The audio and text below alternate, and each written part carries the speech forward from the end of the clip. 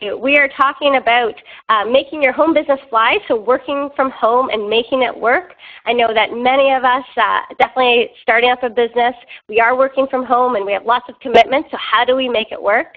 Today's subject matter expert is Sheri. She's an author, holistic business life coach expert.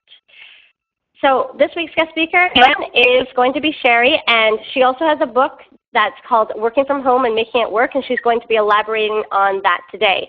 So hopefully Sheri will be your go-to person on everything from work-life balance, healthy and lasting relationships, and she's going to be talking about embracing change as well and visions. So at this point, I'm going to pass this on to our guest speaker today, Sheri.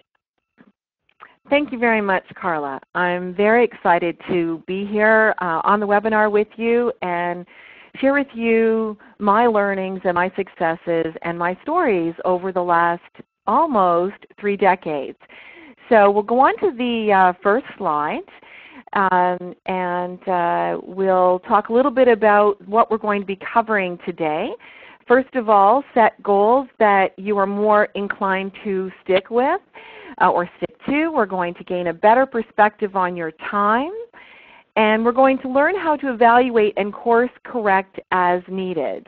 We're going to work on your business and not just in your business. That's something that I think a lot of small business owners and entrepreneurs are very challenged with. When the business is there, they run and do it, and they don't keep the other plate spinning as far as planning. So we're going to touch on that as well. And we're going to summarize and touch also on the importance of and the power of communication with yourself and certainly with others. We're going to be covering so much today, so I hope you have pen in hand. Certainly make your questions highlighted for the end, and if I can help you in any way after the webinar, certainly fire me off an email as well. So let's get moving into the first slide, and that's going to be setting goals that you are more inclined to stick to. We're going to go over 2 things, and that's vision questions and wheel of life. And let me tell you a little bit about why I started with this slide. You're probably thinking, make your business fly. So, do I have some tricks up my sleeve, marketing, this, that, and the other?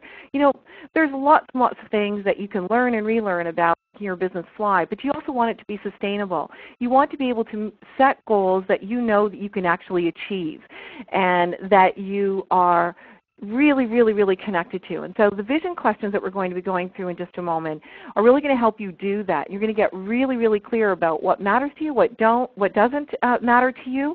And we're also going to talk about the work-life balance and all the things that are important to you as a whole in your life. Again, one of the biggest challenges I find with most small business owners and entrepreneurs. So let's go to the vision questions first. So there's, I believe, 6 or 7 questions here, and we're going to go with number 1 first. Now, I'll just expand a little bit on each one. Again, make some notes, and you're going to get a copy of this later. So if you were to create your dream, your vision for your life and your business in particular, and have the ability to live it, what would that look like? And I encourage you to explore this without limits. Think about how it would change your life.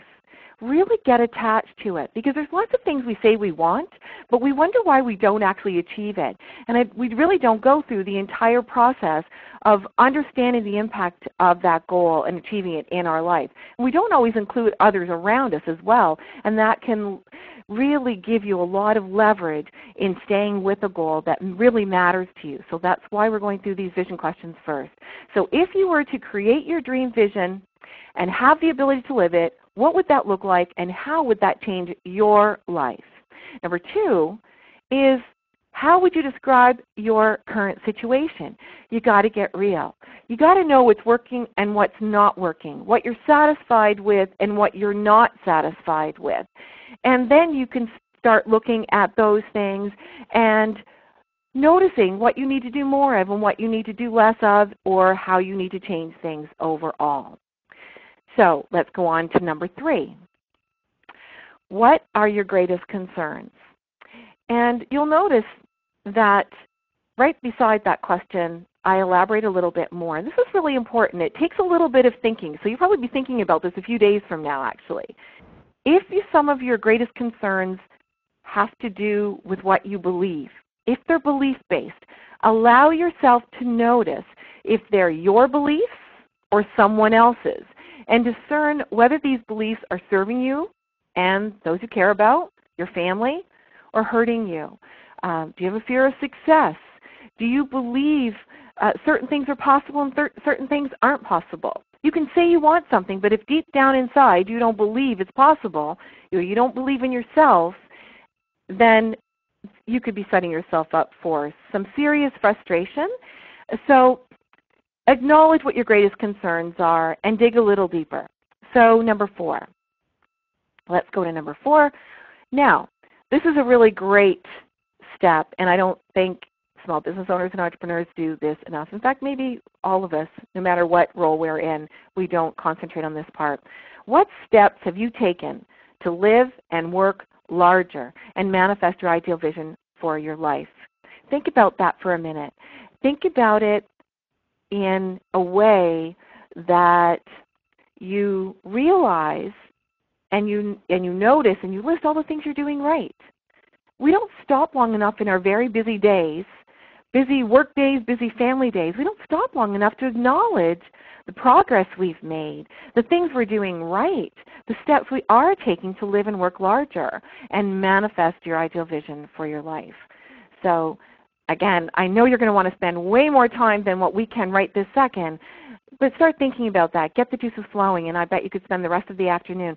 This is the kind of these are the kind of questions, this webinar that we're doing in 30 minutes that I often spend 3 hours with participants in. So we're just going to scratch the surface, and let's move now to number 5. What's stopping you? That's a big question. Just 3 words, but that's a huge question. What is stopping you? If you think the answer is outside of you, that's a serious concern. If you can dig a little deeper again, go inside and ask yourself what's stopping you. What's inside of you that holds you back? If there are challenges time-wise, if you're at a certain stage of your life and what you wanted in your 20s you want now in your 40s, but you have a lot more responsibilities in your 40s, you have to reevaluate and replan your goals so they fit into this new stage in your life. So notice and acknowledge what's stopping you. What are your challenges? Okay, let's go to the next number. What are your most critical action steps that you need to take to move forward? And there are probably several. Maybe you're doing some of them, but maybe some of them you need to do more of. So what are your most critical action steps you need to take to move forward? One of them just simply might be getting in your office at 8 or 9 in the morning and starting with activities that are going to grow your business. And picking up the phone and sending that email and doing that follow-up and being very, very consistent. And being also mindful of how many new people you're connecting with and reconnecting with and what kind of information you're putting out there and what kind of image and foundation you are creating and building for your company. Maybe it's just that instead of doing everything but. Administration is important. Accounting is important, especially if you're a solopreneur and you are not in a position to have someone else do it. However, if you're worrying about those things all the time, you can't grow your business and push paper at the same time. You've got to concentrate on what grows your business, do that, and then plan on the admin at a time when you're less likely to be in front of your client or perhaps even have the energy to be in front of your client, if you know what I mean. So let's go to number 7. And then we'll move on to the Wheel of Life. Number 7 is what do you need to do first? So prioritize those steps that you know that are going to make a difference. You've probably heard and read a lot about goal setting. And you've probably set goals and planned for your year. Maybe you did it in your last quarter of 2012, which I hope you did. If you've just started in 2013, I hope this is giving you another layer of thinking, another layer of things to consider to really set a solid foundation for growth and success, meaningful success, what matters to you for your year 2013. So what do you need to do first? Prioritize. All right, we're going to move on to the Wheel of Life, I believe. So now I want you to draw this diagram. I hope you're all keeping up. Draw this diagram real quick, and I want you to just notice what's on the outside of this wheel, all the different areas of our life. This is where we're going to talk a little bit about the holistic approach to our goals and to our life and where we're satisfied and where we're not and how it's all connected.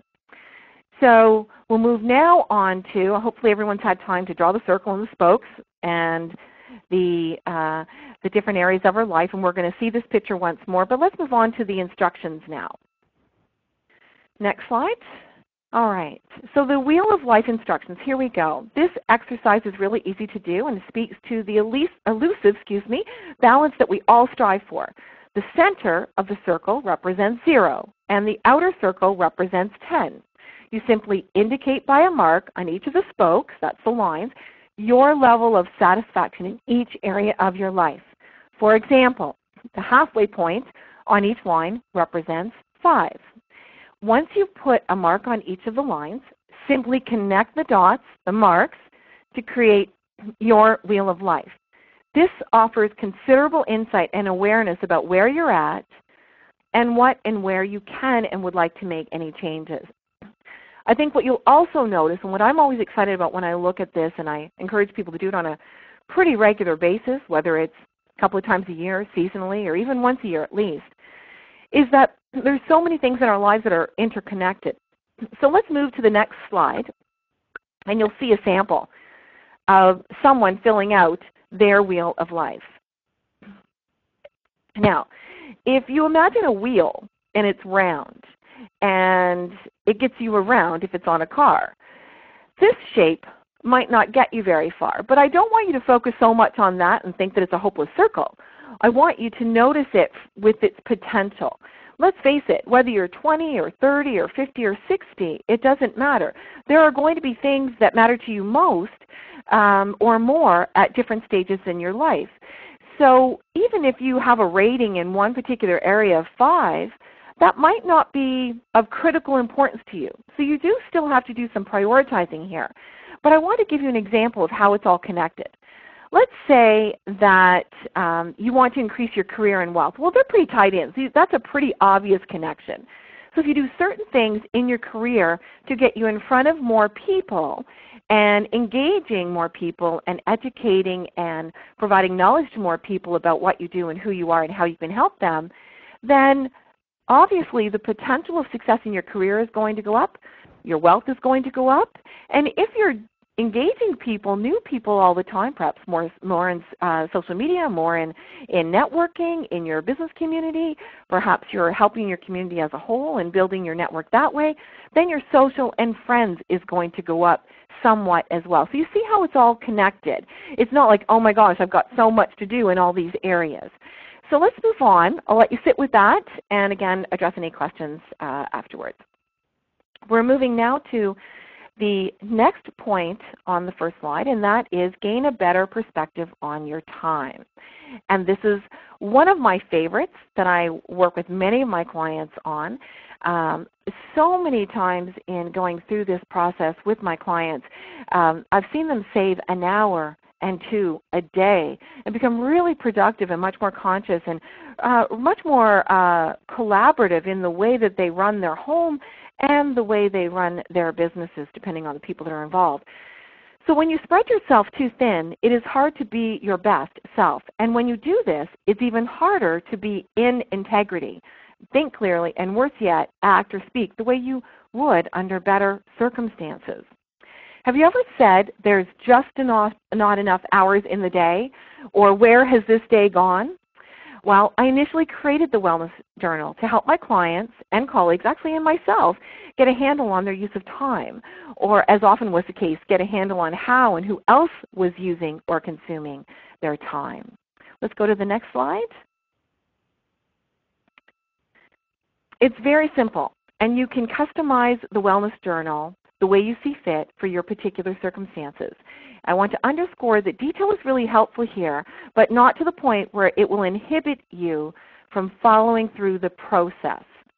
Every one of us has 168 hours in our week. That's 7 days times 24 hours. I do encourage you to pick a relatively normal week, and I chuckle about that because you're probably rolling your eyes right about now and saying, normal, what week is normal? I'll leave that for you to discern. And commit to that week and write, type, or record in some way all that makes up your day, even acknowledging the rest that you allow yourself to get. And that is really, really important in order to be effective at what you do long term and actually allow you to enjoy the process. Note everything you do for yourself, for your family, your friends, work, etc. Quite likely, well before the week is up, you will begin to see some areas that you can make adjustments in to help things run more efficiently and productively. All right, so let's move to the next slide. I'll let you just digest that a little bit. And we're going to move to another exercise. So we're really getting your brain stimulated today. And I thank you in advance for keeping up, and I look forward to your questions at the end. So now we're going to talk a little bit about how to evaluate and course correct as needed. I love this exercise. Another one of my favorites, and some of these exercises are actually in my book as well. And it's about integrated thinking. It is the natural mode of thought of successful individuals like you, who move continually between attention, what you pay attention to, and your intentions, between information you have and the actions you want to take. Integrated thinking allows strong minds to make their intentions real. It is thinking for achievement. Now, I'm hoping that you've caught your breath with the other questions and the wheel of life, and we're going to move right into the next 4 questions in the integrated thinking exercise. So we're going to move to the next slide. All right, so what you can do with integrated thinking is to really focus on what you want and make those choices and your actions stick more so. So perhaps in a different way than what we did with the vision questions, I want you to take a moment to focus on what you want. It might be helpful to begin with, I intend to. That might be, like we talked about earlier, I intend to be in my office at 8:30 every single morning, Monday to Thursday. Maybe Friday is your networking day or your admin day or what have you. And to grow my business activities first.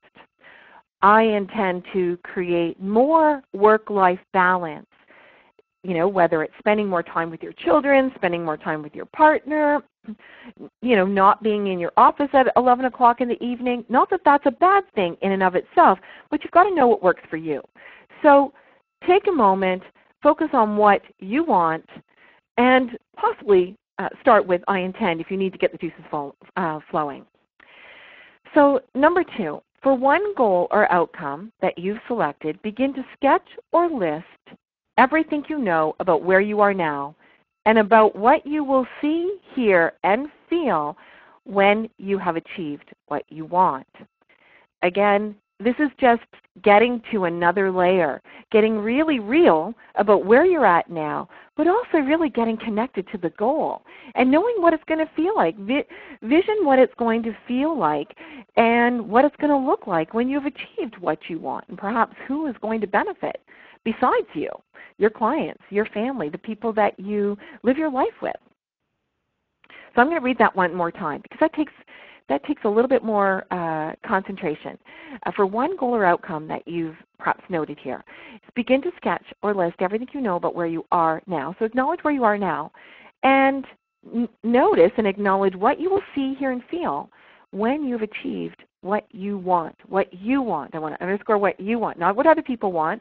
Yes, it's good to take into consideration what your family and what your business partners want and those kinds of things, but you've got to be attached to it. If you're the driving force, you better be attached to it. So let's move on to number 3. Next slide. All right, for the same goal or outcome, notice what is missing. Another big thing. We can set goals, but if we don't look at the whole picture, we don't really set the proper game plan in place, and as a result, we don't follow all the steps we need to follow in order to create what we are capable of creating. So what do you need to do, learn, or acquire in order to achieve what you want? Well, perhaps half of it is, a great example is that you're taking this webinar, that you want to make working from home work for you. So you're listening in and looking for some really good meat to get you going for the year 2013 to have your best year yet. So what do you need to learn? What else do you need to learn, do, or acquire in order to achieve what you want? Perhaps you're at a stage of your business where you know that it's time to consider subcontracting some of your work. It might even be hiring someone to do your bookkeeping if you're not at that stage yet. There's lots of different stages and levels that you get to in your business. And it doesn't matter if it's a small business, home-based business, or a corporate business. There's all those different steps. You have to think about that. Consider what you want from different angles and positions and notice the limits of what you can perceive. Ask yourself, what do I need to believe in order to achieve this? Remember what I mentioned earlier. If if you've heard all your life what's not possible, and deep down you have this negative self-talk, but you really want to achieve something that could be absolutely amazing and you think you can do it, if those thoughts are constantly contradicting one another, that's really going to get in your way and sabotage your success. Number 4 is notice the impact your results have on other people and other parts of your life. Imagine that the results you get sends ripples outward. I love this one. This is phenomenal. Most people, again, no matter what goals they're setting in life, don't take enough time for this. This is not about, will my partner, my husband or wife, agree with me, or they don't believe in this as much as I do, or they're just going to complain about this, or my kids don't get it, or my parents don't get it. It's not about that. It's about creating synergy in your life, and it's about noticing the impact of your results, just acknowledging it. You're going to do what you're going to do, but if you acknowledge it and you start to see the ripples of that choice that you could be making to move towards that particular goal, when you start to notice the impact and you see the potential consequences, is that what you really want? And if it isn't, the buck stops here. You can modify. It doesn't mean you throw the goal out. You modify it, tweak it, so it has the chance to have life, and you have the chance to succeed and embrace it and enjoy it. So I'm sure that you're getting to the point where it's like, oh, there's so much to think about here. So we're going to bring it down a notch or two. We're going to move to the next slide. And again, I look forward to engaging with you some questions and help you dig a little deeper with what I presented with you to you so far. So the next slide on your screen is work on your business, not just in your business. Use the processes we went over today to get clear about what you want and what you don't want. I encourage you to set a game plan in place that works for you and stick to it. 21 days it takes to create a habit, a good habit or a bad habit. I would encourage you to stick with it longer than 21 days. Check it off your calendar. Whatever you want to do new that's going to affect the growth of your business, please do it. Check it off your calendar 21 days in a row. You can do 21 days business days. That's totally fine. It's the same thing as if you're exercising. It's never easy to do in the beginning. But I'll also tell you something that I often tell myself when I'm embracing something new. It's hard until it's not. You decide when it's no longer hard to do. There are many things, if you think back in your life, that you have done, and in the beginning it was really hard and you thought, oh my gosh, what was I thinking? You know, this is going to kill me. Or you're very afraid, or you're very unsure about what the next steps are, or you're lacking a bit of confidence. But when you got through the whole process and you stuck with it, you saw success in it, you know, that was unbelievable, and you were so proud of your accomplishment. You have to think about those times to help you in moments when you're embracing something new again. So that's why I say 21 days or more, 30 days is great. Stick with the new changes you want to implement, and you will succeed. Always include planning time in your schedule. Make appointments with yourself regularly. When I'm doing planning, I will actually write in my appointment book, in my day timer, 90 minutes for pre-planning, or finalizing notes on a speaking engagement or a workshop that I've created or something like that. Even when I'm meeting with clients, I want to familiarize myself with maybe some of their concerns and challenges, refresh myself on their file. I will take 15 or 20 or 30 minutes to do that prior to my appointment with them. And I slot that in. If I didn't, I would not have cushion time and I would always be chasing my tail. If you ever felt that way, consider making appointments with yourself to do the things you know support the growth of your business and your effectiveness in it, underscore your effectiveness in it. And next is evaluate regularly and course correct as needed. I've given you some tools. Again, it's a short time to be with you today, but I certainly have given you some tools that will very much help you. And then daily disciplines. That kind of goes to what we've been talking about as far as planning, making an appointment with yourself, sticking with it for 21 days or 30 days to help you solidify the changes, to make those changes feel more natural. We have many examples in our life where we've done that. I also want to share with you another little quote that I put in my book to do with daily disciplines. Respect your time. Treat this like a real business. It's a real business. If you wanted to reward you financially and otherwise the way so-called real jobs or real businesses do, treat it like a real business. Go to work like a real business, like you would if you were working for someone else. So respect your time and reward your actions. Don't take time off just because you can. I love the flexibility as an entrepreneur and small business owner. That's why I've been one for so many years. However, I don't take time off, just off the cuff. If I have to take time off or I want that flexibility, I always rebook that business time in another slot in my calendar and make sure that whatever work was planned, follow-up or otherwise, is in my schedule so I know that it's going to get done. And I do really prioritize. Again, that is something very, very important. I would like to share with you, in closing on this particular slide, and we're nearing the end of our webinar, a phenomenal poem I actually got permission to include in my book, and it's called Who Am I? I am your constant companion.